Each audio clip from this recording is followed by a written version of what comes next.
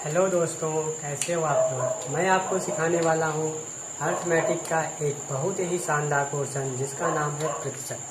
प्रतिशत के आइए हम कुछ नियमों को समझते हैं। जैसे पहला नियम है कि प्रतिशत को भिन्न में बदलना।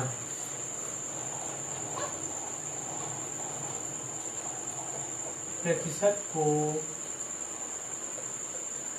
भिन्न में बदलना।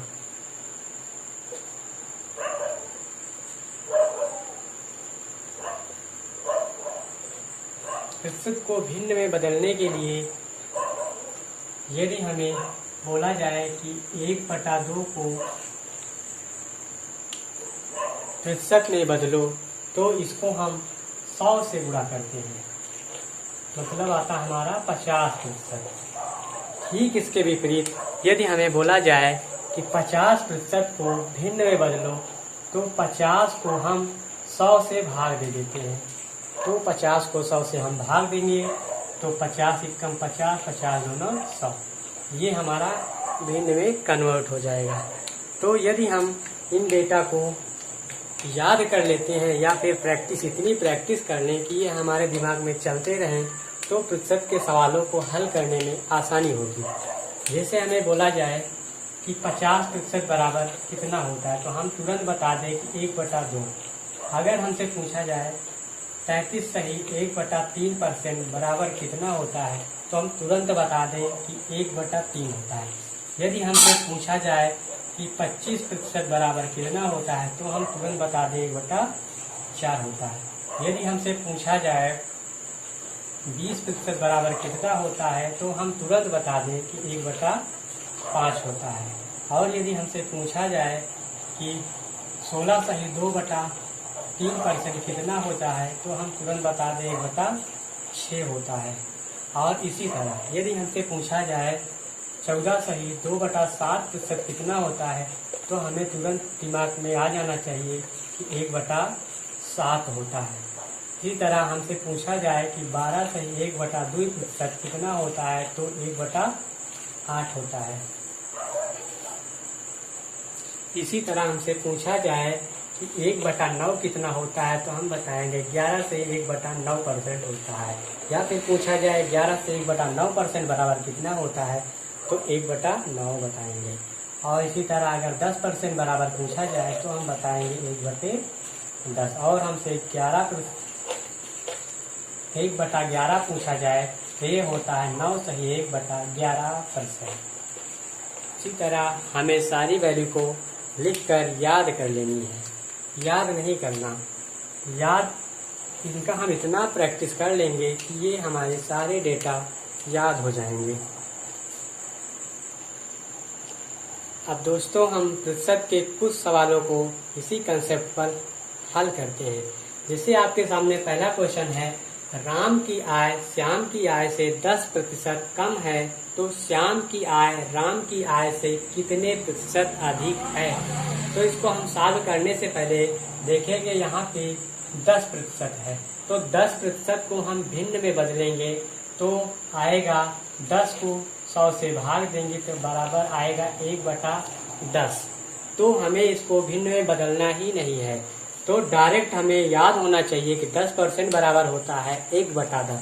तो बोला गया क्वेश्चन में राम की आय श्याम की आय से 10% कम है, तो मतलब ये टोटल है, इसका 10 है, इसका राम का आय 10 है तो श्याम की आय कितनी होगी। श्याम की आय होगी 10 में से 1 कम 9, मतलब राम की आय श्याम की आय से 10% कम है।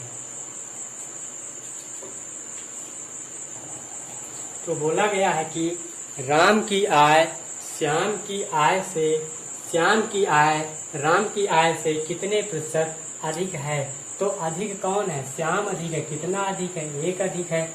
तो 1 अधिक है, किससे 1 अधिक है, 9 से 1 अधिक है तो 1/9। तो 1/9 बराबर हम डायरेक्ट जानते हैं 11 सही 1/9%।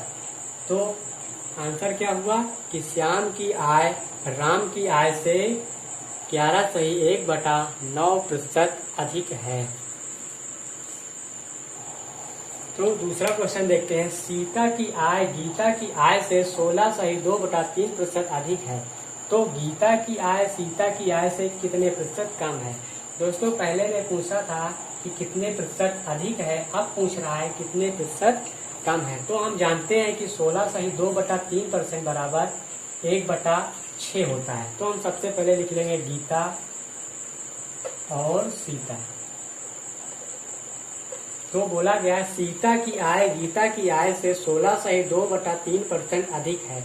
मतलब अगर सीता 6 नहीं होंगी, अगर गीता 6 नहीं होंगी तो सीता कितनी हो जाएंगी 7। तो आगे बोला गया तो गीता की आय सीता की आय से कितने प्रतिशत कम है। गीता को बोला गया कि सीता से कितने प्रतिशत कम है। गीता कम कितना है, कम है 1। एक किससे कम है, सीता से। तो 1 कम है किससे, सीता से। तो 1/7 कम है। 1/7% बराबर कितना परसेंट होता है, तो हम डायरेक्ट निकालना सीखे हैं। 14 सही 2/7%।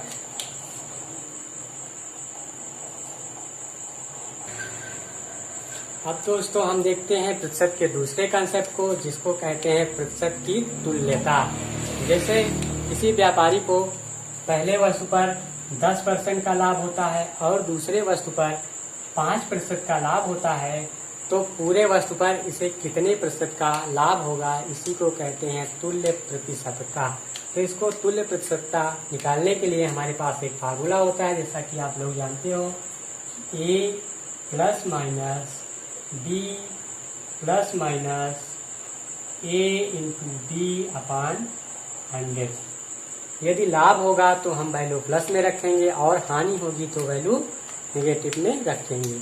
तो जैसे पहले क्वेश्चन में इसको अगर हम रख दें तो 10 होगा, लाभ हो रहा है, प्लस 5 प्लस 10 गुणे 5/100। तो 10 और 5 15 प्लस इसको काटेंगे तो 1 0 से 1 0 कट गया, 0.5 आ गया।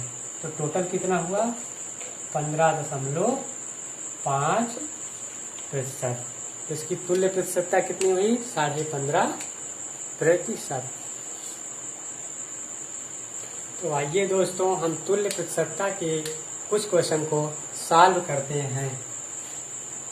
जैसे पहले क्वेश्चन लिखा गया, एक व्यक्ति की आय 10% बढ़ी और कुछ दिनों बाद पुनः 20% बढ़ी। इस प्रकार व्यक्ति की आय में कुल प्रतिशत वृद्धि कितनी हुई, हमें ज्ञात करना है। तो पहले देखते हैं 10% बढ़ी, फिर देखते हैं 20% बढ़ी।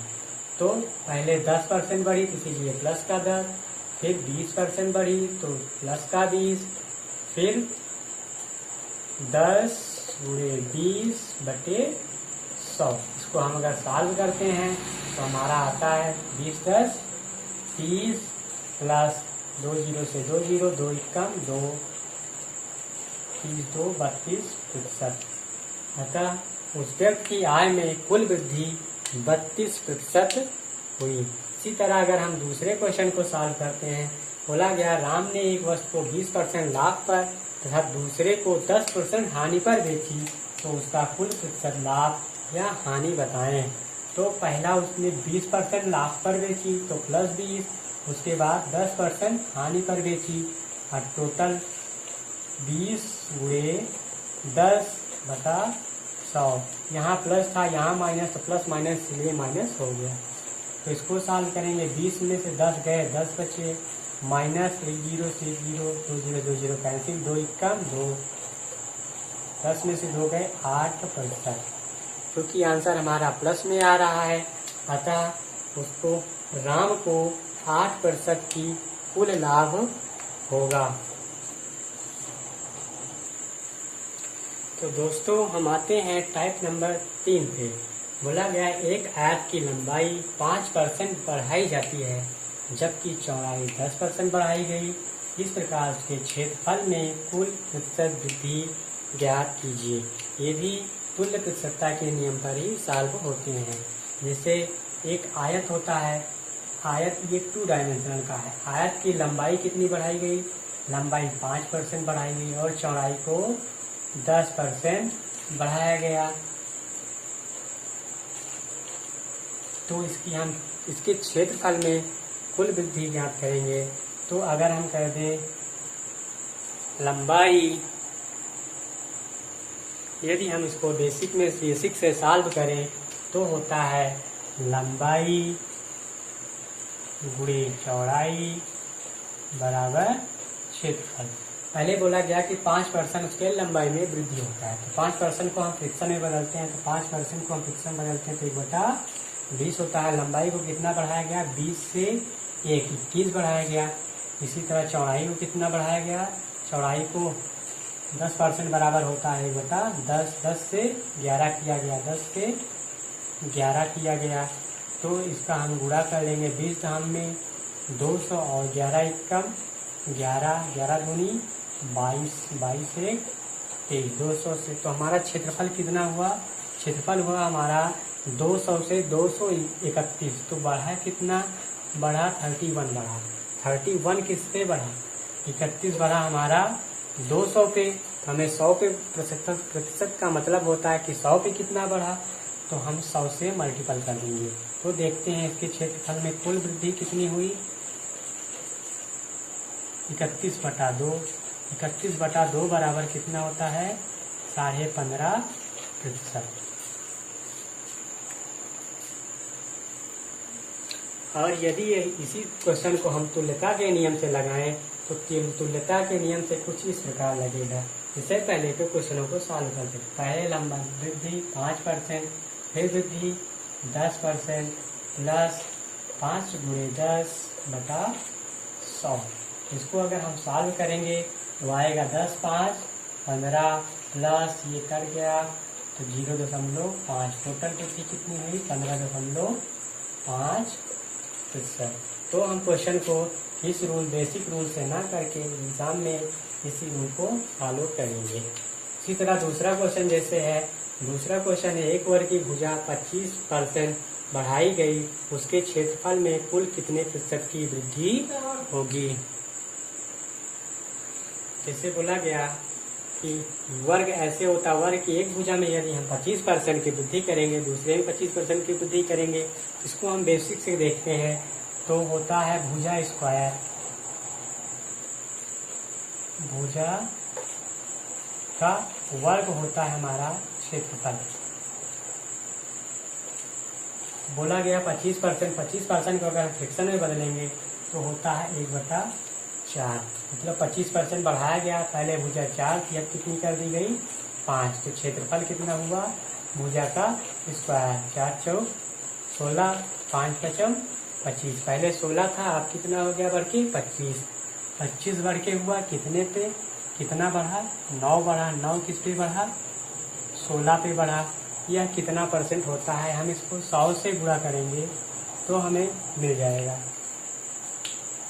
लगभग 56 सही 1/4% या फिर 56.25%।